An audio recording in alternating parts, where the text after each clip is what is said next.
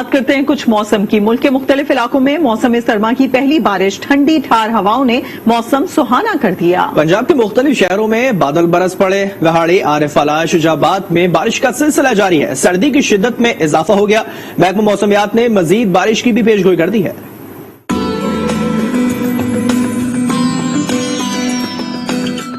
कहीं रिमझिम तो कहीं मूसलाधार बारिश। पंजाब के मुख्तलिफ शहरों में मौसम सरमा की पहली बारिश क्या बरसी, मौसम मजीद ठंडा हो गया।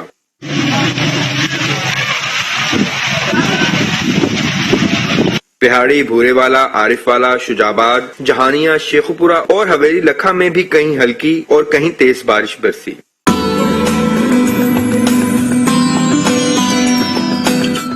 खुश्क सर्दी के बाइस मुख्तलिफ बीमारियों से तंग लोगों की तरह किसानों ने भी बाराने रहमत पर शुक्र अदा किया। अल्लाह ताला ने अपनी रहमत बरसाई है, जैसे किसानों को बहुत फायदा हुआ है। किसानों को खाद नहीं मिल रही थी, इस तरह ये बरसात से नाइट्रोजन का बहुत बड़ा फायदा है। बारिश के बाइस मुख्तलिफ इलाकों के फीडर स्ट्रिप कर गए और बिजली की फरहमी मुअत्तल हो गई। महकमा मौसमियात के मुताबिक आइंदा 24 घंटे के दौरान पंजाब के मुख्तलिफ मकामात पर बारिश का इम्कान है। बालाकोट में बारिश का सिलसिला जारी है, जबकि नारान कागान के पहाड़ों पर बर्फबारी के बाद सर्दी की शिद्दत में इजाफा हो गया है। बालाकोट में आज न्यूज के नुमाइंदे मोहम्मद खुर्शीद मौजूद हैं, उनसे मजीद जानते हैं। जी मोहम्मद खुर्शीद, बताइएगा कैसा मौसम है वहाँ का? जी, मैं मौजूद हूँ इस वक्त बालाकोट में, और बालाकोट में बारिश का सिलसिला शुरू हो चुका है, जबकि दूसरी जानब नारान, कागान, शोगरान और दीगर पहाड़ों पर भी बर्फबारी का सिलसिला शुरू हो चुका है, जिसके बाद सर्दी की शिद्दत में जो है वो सख्त इजाफा हो गया है, जिससे शहरियों को भी मुश्किलात का सामना करना पड़ रहा है। हमारे साथ मौजूद हैं बालाकोट में एक शहरी, हम उनसे पूछेंगे। यहाँ पर चूंकि हमारा इलाका जो है वो सर्द इलाका है, यहाँ पे ज्यादा जो जरूरियात है आम आदमी की वो LPG गैस है और लकड़ी की है। गवर्नमेंट को चाहिए कि इस हवाले से कोई इक़दामात किए जाए ताकि जो आम आदमी की जिंदगी है वो कम से कम मुतासर हो।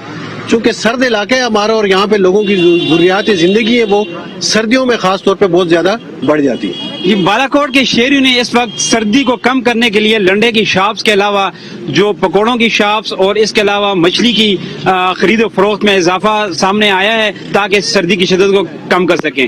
जी, और अभी आपको बताएं, वज़ीर आज़म इमरान खान ने कबलों में बर्फानी तेंदुए की फुटेज ट्वीट की है। लिखा कि ये वीडियो रवा बरस की है। ये तेंदुए अपने मस्कन में खुश खुर्रम है।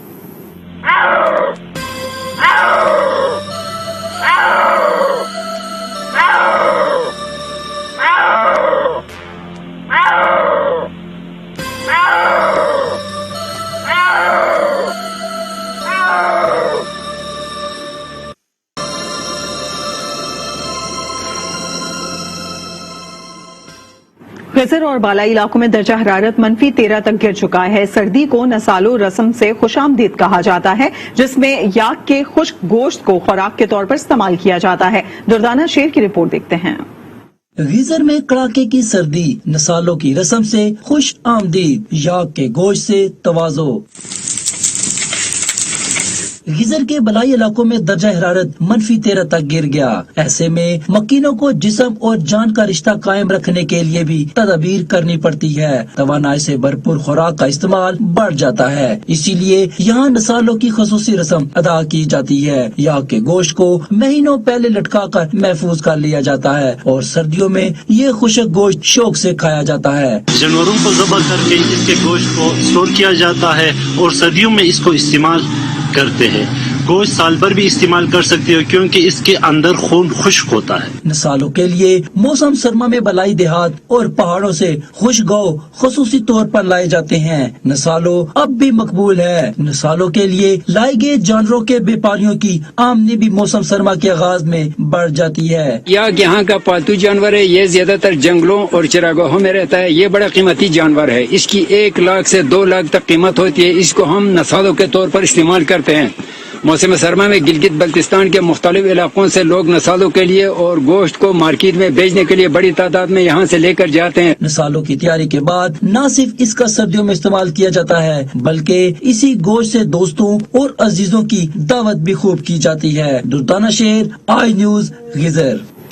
कोयटा समेत शुमाली बलूचिस्तान में मौसम सरमा की पहली बारिश और पहाड़ों पर हल्की बर्फबारी, सर्द हवाएं चल पड़ी। अंदरूनी शहर गैस प्रेशर कम और बिजली न होने से अवाम परेशान हो गए हैं। मोहम्मद खालिद रिपोर्ट करेंगे।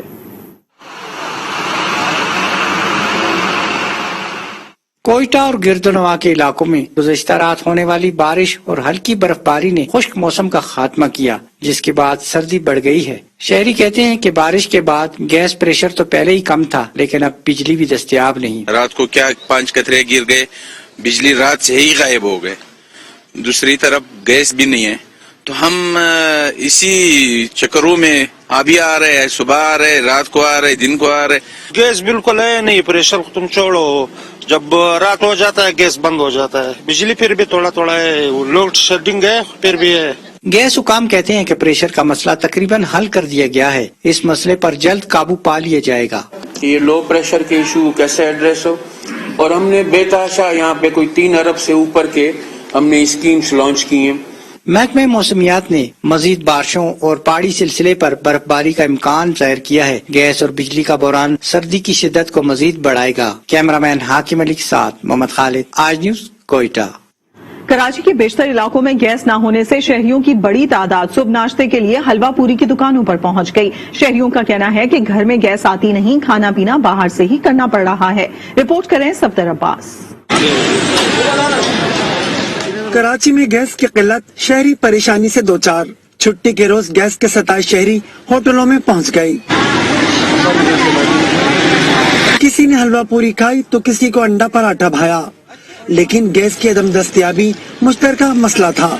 گھر پہ گیس نہیں ہے، ناشتہ کیسے تیار ہوگا، تو باہر ہی آ کے کرنا پڑ رہا ہے۔ گیس بالکل بھی نہیں آ رہی، گیس نہ ہونے کی وجہ سے یہاں بیٹھے ہیں، بالکل بھی جب سے سردیاں شروع ہوئی ہیں جب سے گیس کا بہت مسئلہ ہے، اور باہر سے کھانا کھانا پڑ رہا ہے کہ اس وجہ سے فائنینشیل ایشوز بھی بہت آ رہے ہیں گھر میں۔ اگر گیس نہیں ہوتی تو کسی کا بھی ناشتہ نہیں بنتا، تو اس لیے پیٹ نہیں بھرتا۔ شہریوں کا کہنا تھا کہ گھر میں گیس آتی نہیں، اس لیے ہوٹلنگ کرنا پڑ رہی ہے، لیکن ہوٹل کا کھانا کافی مہنگا ہے۔ بچوں کے لیے کچھ بنانا ہو تو بیٹھے رہتے ہیں، بنا نہیں سکتے ہم، بہت مشکل ہوتی ہے۔ روٹی بھی یہی لا رہے ہیں، سالن بھی یہی لا رہے ہیں، بچوں کے لیے بہت مشکل ہے، کچھ پکتا ہی نہیں ہے چھوٹے بچے کے لیے۔ میرے کھانا منگوانا پڑتا ہے، ہمیں باہر سے روٹی سالن وغیرہ جو بھی ہوتا ہے۔ کراچی کے بیشتر علاقوں میں گیس کی عدم دستیابی یا کمپریشر کی شکایات عام ہیں۔ گیس کی عدم دستیابی کے باعث بیشتر شہری باہر سے کھانے پینے پر مجبور ہیں، اور ان کا کہنا ہے کہ یہ اضافی اخراجات ان کی جیب پر بوجھ ہیں۔